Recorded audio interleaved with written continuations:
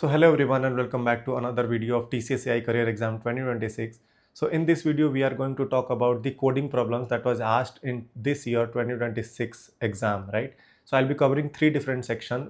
First one will be the web development, which you guys have been requesting me from a long time. Then second one will be the Java, and the third one will be the Python. I will also tell you about the stage 3, what is the stage 3 going to be, and if there are people who are receiving already the updates about the stage 3 exam, right? So we'll be discussing all these things in detail. So without any further delay, let me get back to my laptop screen and then let me show you everything in detail. Okay everyone, so we'll be first seeing the web development related problem, that what exactly will be asked in the web development coding section, right? So many of you were requesting me for that, what exactly will be there in the coding section for the web development. Rest everything will remain same for you. Like as I discussed in my previous videos, pattern video, if you have not seen that, I'll put that link in the description so that you can check that. So the section included numerical ability, logical, verbal, technical, and coding. This is similar for each and every language, right? The only thing that changes is what is going to be there in coding section.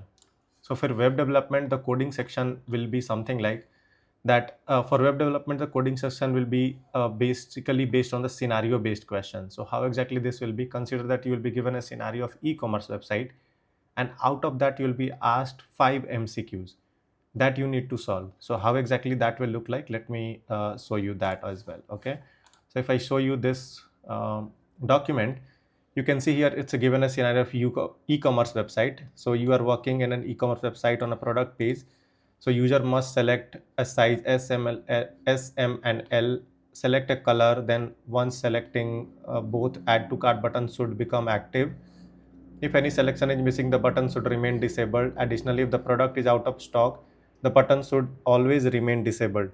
UI should update dynamically without page reload, and this is the sample code that is given. Okay.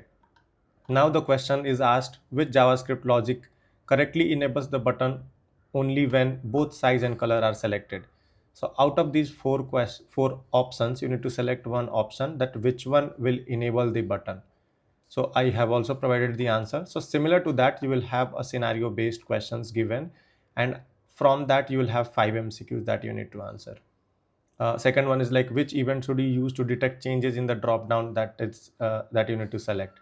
So of course we need on change. Then if the product stock is controlled by a variable, let in stock is equal to false, what is the correct logic? So that again you need to answer from an MCQ, right? So similarly, which approach is the best to dynamically update the button state? So use a single function and call it on both drop down on change, right? So this is how exactly your question is going to be for the web development. I hope this particular section is clear, right? So now we will be moving to Java. So this question is again asked in the this year exam itself. I got this problem from one of the candidate, and let me tell you that few questions are also getting repeated. So you can also get the same question. There are chances that you can get the same question as well, because in Python there are multiple people who received the same problem which I covered in my other video, right? So let me just explain this problem, what is there in the Java. So the problem is deck of card game. So you are given a deck of card represented by an array of integers, where each integer denotes the value of a card. Okay. Two players, player A and player B, play a game. Player A always picks the card from the front of the deck, and player B always picks the card from the back of the deck. For each turn, if A's card is greater than B's card, then we need to append 1 to the result. Okay. And then we need to remove B's card from the deck. Okay. So this is the first condition. The second condition is, if B's card value is greater than A's card value, then append 2 in the result and remove A's card. Okay. I hope this is clear. If not, then we will see the example. If both card values are equal, append 0 in the result, remove both card from the deck. Okay. The game continues until fewer than 2 card remains. Return the final result as a string representing the outcome of each turn. Okay. So let's see how a sample test case looks like. Okay. So the input here is the deck, and in deck we have 4 cards, 5, 3 and 7, 2. So the answer here we will be getting is 1, 2, 2. How exactly? So first we will be checking from the front. See how what the condition said here, that player A picks the card from the front and B from the back. Okay, so player A picks the card from the front, so 5 will be picked, then 2 from the back will be picked by player B. So 5 versus 2, 5 is greater than 2, right? So we need to append 1 in the result, right? 1 is appended and from the deck 2 is removed. So now in the deck we have 5, 3 and 7, right? So then 5 versus 7, so here 7 is greater, so append 2 in the result, right? So now in result we have 1, 2, and we have removed 5, this one. Now we have 3 and 7 left. So 3 versus 7, again 7 is greater, so 2 is appended and remove 3. Now we have only 1 left, so there is no comparison. Similarly, for example 2, we have 4, 6, 6, 4. So similar to that, we have 0 and 0. 4, 4 is equal, both are removed, 0 appended. 6, 6 equal, both are removed, 0 appended, right? We have constraint also given, and the solution I have also provided. So if you want, I can explain that also, but this is pretty simple. We have a function that we have created which will take the integer array. Then we have initialized I from 0, and j we have initialized from deck of length. Of course we have 4, so length will give me 4, but index we need to start from 1 minus, right? So index will be 0, 1, 2, 3, so it will be 3. Then we have taken a string builder because if we can take a string also, but you know that a string will create a new object every time, right? Because that is immutable. So that is why we have taken a string builder. Then the condition runs till we have I less than j, because at least we should be having 2 cards. Consider I is 0, so j should be at least 1, right? Then we are comparing, if I is greater than j, then append 1 and then reduce j. If j is greater than I, then append 2 and increase I, right? Similarly, otherwise we need to append 0, increase I and decrease j. Okay, all right, and then at the end result dot to string, we are returning the string. So this was pretty simple. I will also share this document with you guys. Make sure that you subscribe and then ping me on my Instagram, right?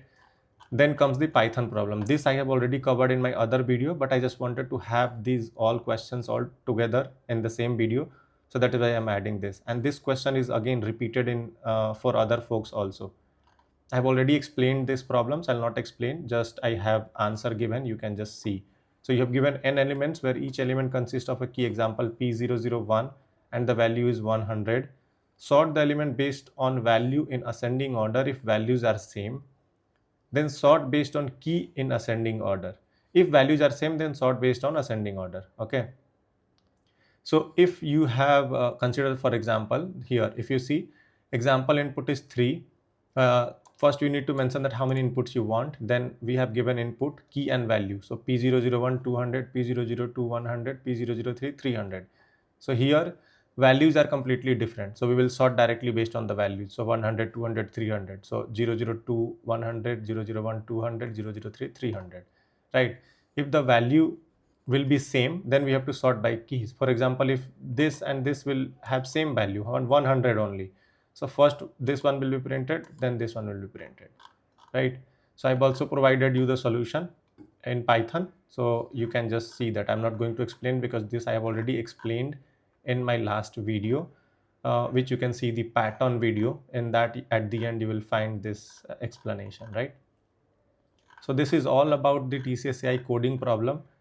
I will also share you the details in the chat, probably with respect to Selenium. I have also got few details, but I need to collect few more details, and then I'll share details with respect to Selenium also, right? And I'm also checking few details with respect to SQL, because many of you were requesting me for SQL. As of now, what we know from the SQL side is, for SQL you will have query based problems that will be asked in the coding section. So you can prepare the query based questions, right? So that is all. And last thing is with respect to the stage 3, people who have cleared the stage 2, they have started getting the emails for the stage 3.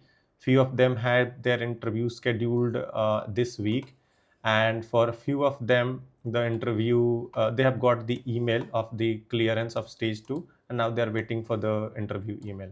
So I will create a separate video and explain you each and everything in detail with respect to the interview process, what will be asked, what will not be asked. So yeah, that is all. So yeah, guys, that was all about the TCS AI Career Exam 2026 coding problems. If you want this document, make sure that you subscribe to my channel and ping me on my Instagram, and then I'll send these documents to you. I hope you like this video, and thank you so much for watching, and have a good day.